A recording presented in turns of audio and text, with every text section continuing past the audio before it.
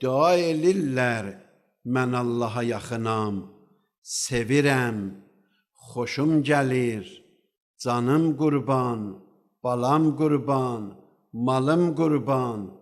Amma bunlar hamısı sözdür. Ya belə deyək, boş sözdür. Bunlara heç nə verməzlər. Elə ki dedin sevirəm, özünü işə qoydun. Day səndən əl çəkməyəcəklər. Sevirəm deməsəydin, səndən də birinin işi yox idi.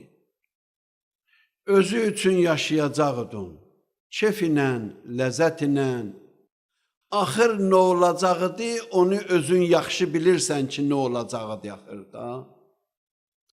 Amma dedin ki, sevirəm, dedin ki, malım qurban, dedin ki, canım qurban, o day səndən əl çəkməyəcək.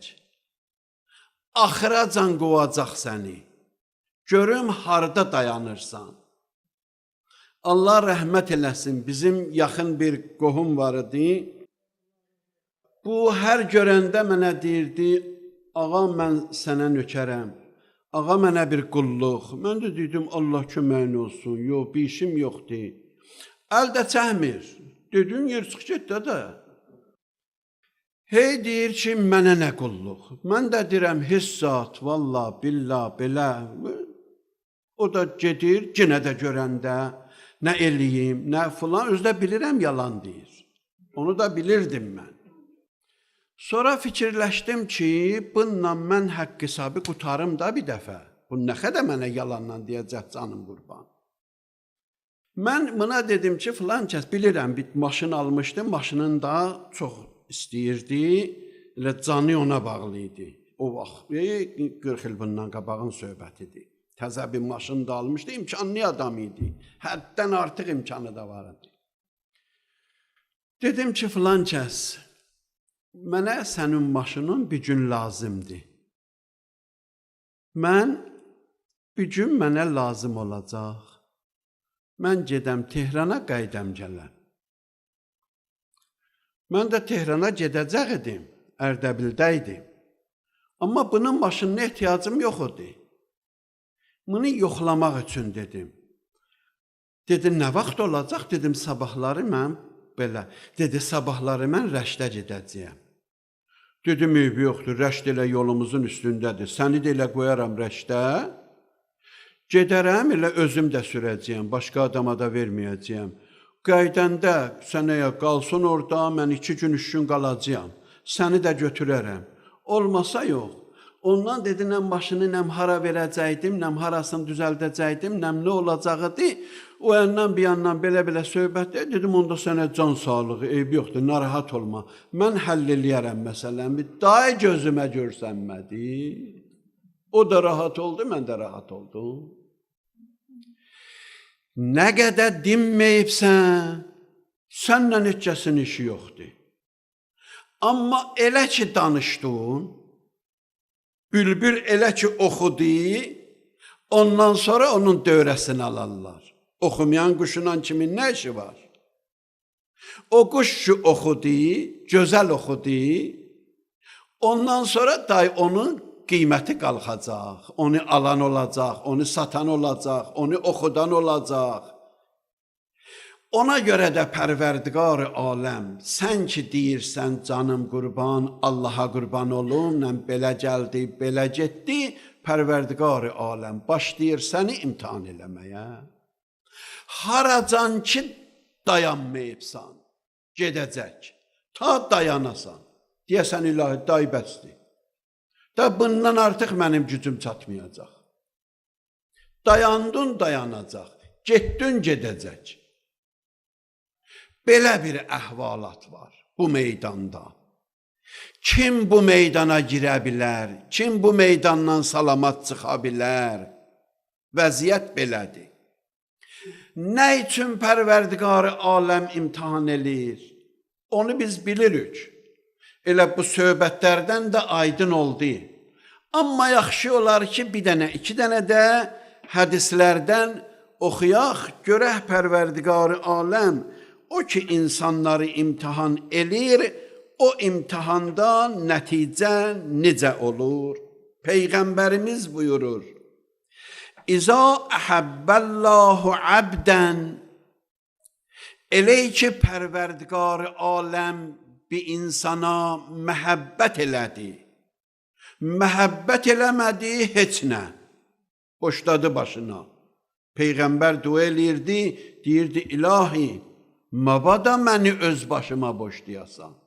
Bir an məni öz başıma boşlama. Tərfədə aynin, bir göz vurmaq qədəri məni başıma boşlama. O ən pis haldır. İnsanla işləri olmayan. Məsələn, biz uşaqlıqda məktəbə gedən vaxtda müəllim məşqi deyərdi, dərs soruşardı. O uşaqdan ki, ona ümidi var idi. Bəzi uşaq oxumazdı. Məşqi bir gün yazmaz, 2 gün yazmaz, 3 gün yazmaz, dərsi bir gün bilməz, 5 gün bilməz. Gördü yox, bu heç nə məşqlə işi var, nə dərsinlə. Atası gətirib yazdırıb bunu burada oturub bu. Müəllimin də ondan işi yoxdur. Da bilir ki, o kəsiləcək.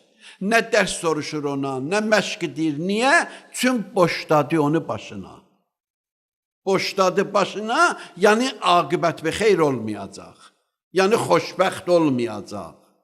Ona görə də buyurur, İza əhəbbəllahu abdən, elə ki Pərverdigarı aləm bir insana məhəbbət elədi, əl-səqə bihi əl-bəlaə, ona bəlanı yapışdıracaq, ilsaq eləyəcək.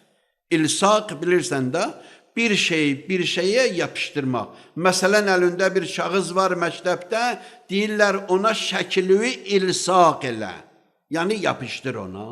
İndi istəyir kleylə yapışdıracaq, istəyir mismarla yapışdırasan, iğnə ilə öz işindir. Amma yapışdır ona. O yapışdırmağa deyərlər ilsaq. Deyir, əl-səqə bihi əl-bəla. Allah bəlanı ona yapışdıracaq. Yəni da qopbağı yoxdur. Da bəla ondan ayrılmayacaq. Fəinnəlləhə əzzə və cəl yuridu. Niyə? Peyğəmbər buyurur, niyə ilsaq eləyir bəlanı ona? Çünki yuridu ən yusafiyəhu. İstir onu təmizliyə, ona görə. İstir onu təmizliyə, pakizə eləyə. Çün istir onu təmizliyə, ələy nə üçün əliyirlər? Onu təmizləmək üçün. Buyurur, bunu ki imtihana çəkir, ta onu təmizliyə, bəlalar ilə. Bəlalar ilə təmizlənir insan. Həzrət buyurur, 2-ci hədisdir. Yəqulul bəla. Peyğəmbər buyurur bunu. Kullə yevmin. Hər gün bəla Allaha xitab edir. Deyir ki, ilahi, İlə əynə ətəvəccəh. Hara gedim? Nə məsləhət? Kimə tərəf? Kimə sari? Yəqulullah Teala. Allah cavab verir. İlə əhibbai və uli taati. Dostlarıma tərəf. Düşmənlə işin olmasın. Boşdu onları. Bırax geçsin. Onlar ki, mənə yaxınlaşmaq istəyir. Gəb yana. İlə əhibbai. Dostlarıma tərəf. Və uli taati. Onlar ki, mənə itaət eləyirlər. Gəb yana. Görüm onların itaəti neçiyədir. Onlara qiymət təyin eləyəcəyəm. Malun var bazarda. qiymət təyin eləyirsən. Malın yoxdur, nə təyin eləyəcəksən? Birinə dedilər, harda işləyirsən? Dedi, dayımın yanında. Dedi, dayın nə iş görür? Dedi, bekardır. Dedi, nə bekaram da. Deyir ki, o ki itaət eləmir, ona mən nə qiymət təyin eləyəcəyəm? Bu qiyməti yoxdur. At geçsin. O ki itaət elir, onun itaətinə mən qiymət verəcəyəm, indi qiyməti səndən təyin eləyəcəyəm. Görüm nə qədər dözə bilir, nə qədər dayana bilir, nə qədər müqavimət eləyə bilir. Hər hadisədə insan